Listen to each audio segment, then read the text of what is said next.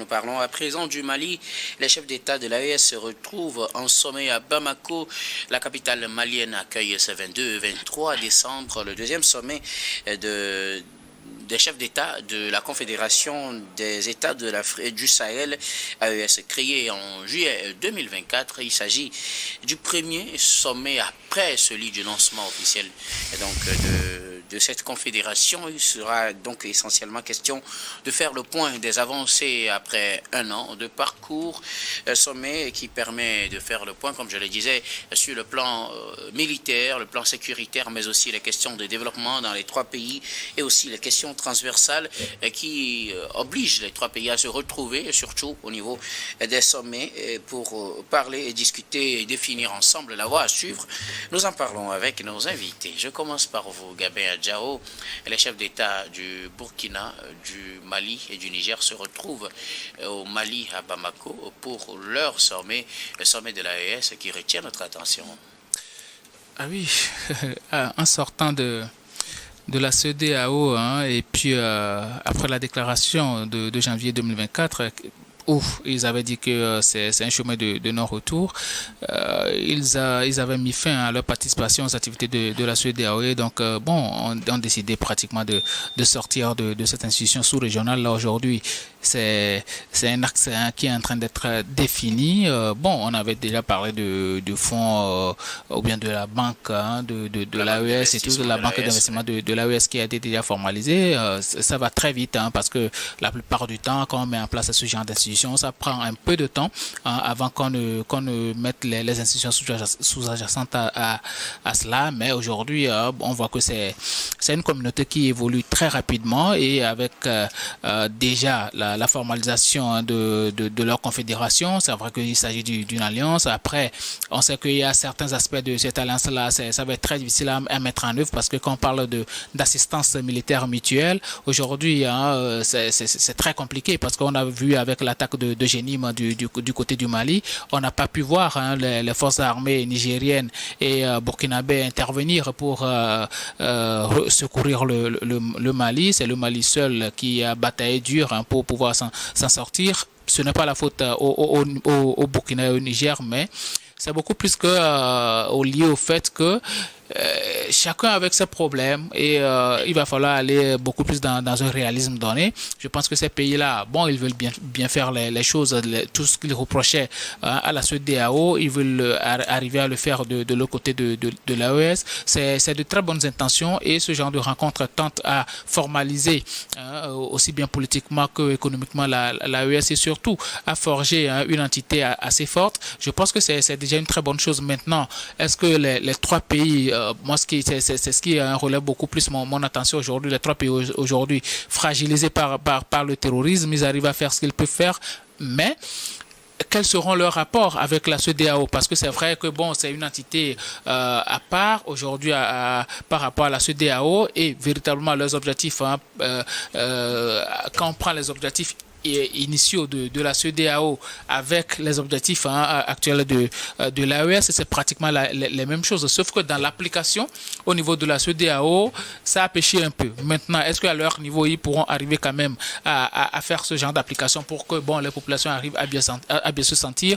Et qu'on sait très bien que ce sont des pays qui, même si ils sont dans un regroupement différent, entretiennent des relations assez étroites avec les autres pays de la CEDEAO. Quels seront véritablement les canaux de discussion pour qu'on arrive à avoir un espace géographique assez fluide pour les populations, aussi bien dans l'exercice de leurs activités commerciales que dans les histoires d'intégrité ou bien d'intégration entre les populations? Moi, c'est ce qui me pose problème aujourd'hui. Donc, il va falloir se rencontrer à chaque moment et puis discuter de ce genre de problèmes parce que ce sont des pays qui et traitent beaucoup plus avec les pays côtiers par rapport à leurs activités commerciales, par rapport à tout ce qui est lié. Et aussi, dans la lutte contre le terrorisme aujourd'hui, on ne peut pas faire sans les autres pays de la CEDEAO. Il faut être véridique, il faut être assez cash et savoir que cette lutte-là doit être menée en connivence avec les autres pays de la CEDEAO, puisque eux aussi, ces pays de la CEDEAO-là,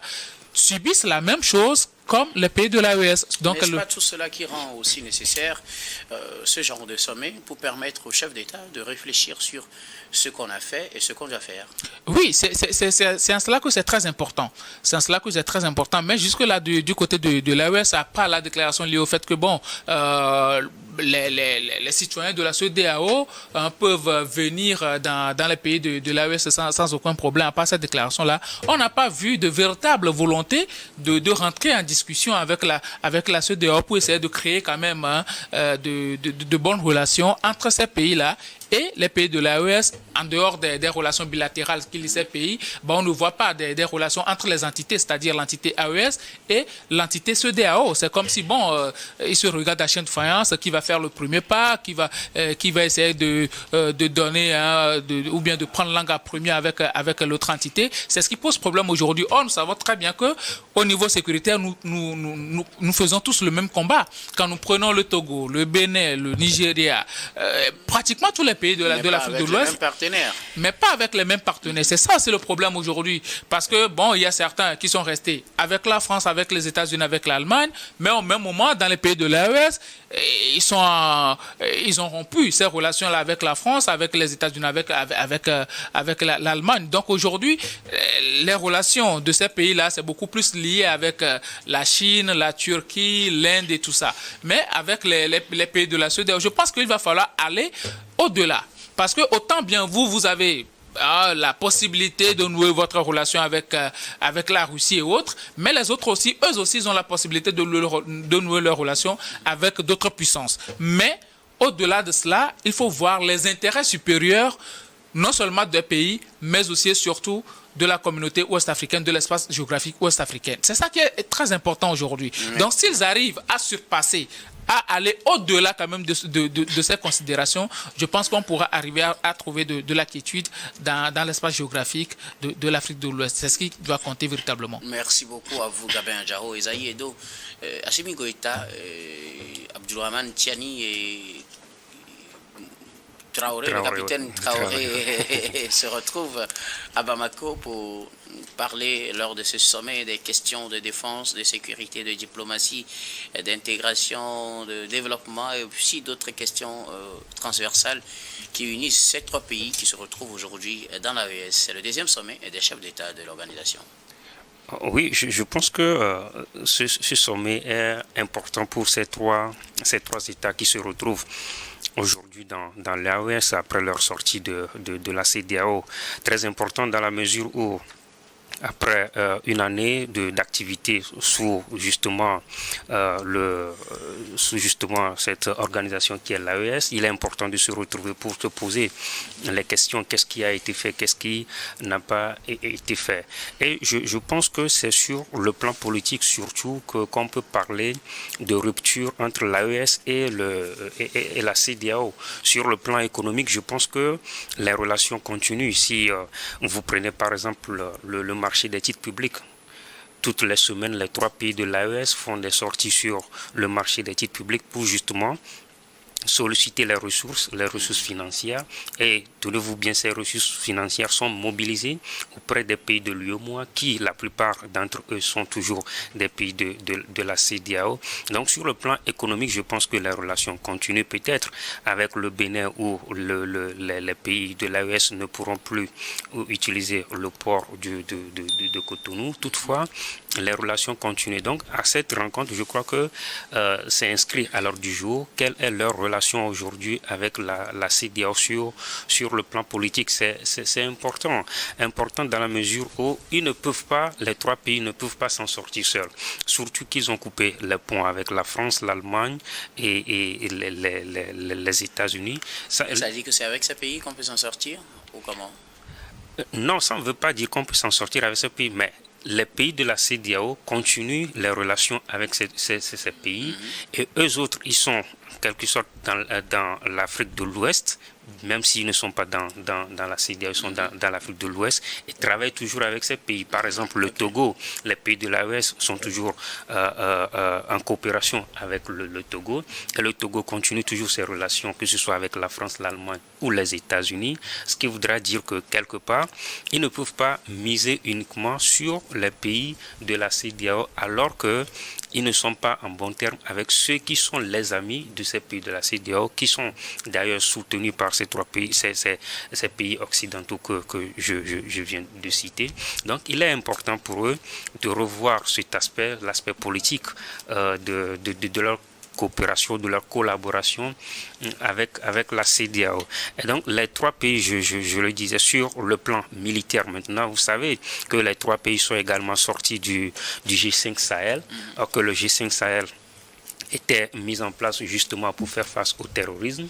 Or, nous savons tous que les trois pays à eux seuls ne peuvent pas faire face à cette menace terroriste. D'ailleurs, nous voyons ce qui se passe actuellement depuis la rupture de coopération ou de relations avec la France, par exemple. Le Mali, à lui seul, n'a pas encore réussi à mettre fin à cette menace terroriste.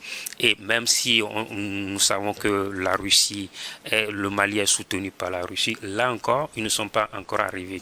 Pareil pour les deux autres pays de l'AES. Donc il est important de revoir leur collaboration avec les pays de la CEDEAO. Et nous le savons aussi que au sein de la CEDEAO, si nous prenons le cas du Togo ou encore du Bénin, c'est aussi des pays qui sont menacés par des groupes terroristes, ce qui voudra dire qu'ils sont dans l'obligation justement de collaborer avec ces pays-là. On sait que l'AES n'est pas en bon terme avec le Bénin, peut-être avec le Togo, mais pas avec le Bénin. Mais il est important que ce soit le cas avec le Bénin et bien évidemment avec le Nigeria, sans oublier la Côte d'Ivoire, avec qui il y a eu pendant une longue période un bras de fer. Et donc il est important qu'au cours de cette rencontre, de ce sommet, que ces chefs d'État puissent véritablement penser à cet aspect-là, parce qu'au-delà de tout, il y a la population qui paie le prix, parce que vous savez, il y a des réalités, quand vous échangez avec les citoyens de ces pays, il y a des réalités qui ne se disent pas sur les médias. Et donc, il est important quand même qu'à cette rencontre, que l'on puisse discuter de ces aspects. Pourquoi ne pas revenir avec la CEDEAO? C'est vrai, retourner dans la CEDEAO, ce n'est pas évident à l'heure où nous parlons, mais il est quand même fondamental de trouver les moyens, les pistes pour maintenir une collaboration avec la CEDEAO, pour faire face aux défis qui sont justement communs à tous ces États, que ce soit ceux de l'AES ou encore de la CEDEAO. Mais la bonne nouvelle, comme je le disais au début de mon développement, c'est que sur le plan économique, ils continuent toujours les relations. Et s'ils s'entendent sur le plan économique, ce qui voudra dire qu'il y a possibilité de s'entendre également sur les autres points, bien évidemment. Merci beaucoup à vous. Alors, je reviens à vous, Gabin Adjao. Le sommet, comme je le disais, permet de faire le point sur un an de parcours après le dernier sommet de 2024. Que retenez-vous après un an, après juillet 2024, que retenez-vous du parcours de ces trois pays?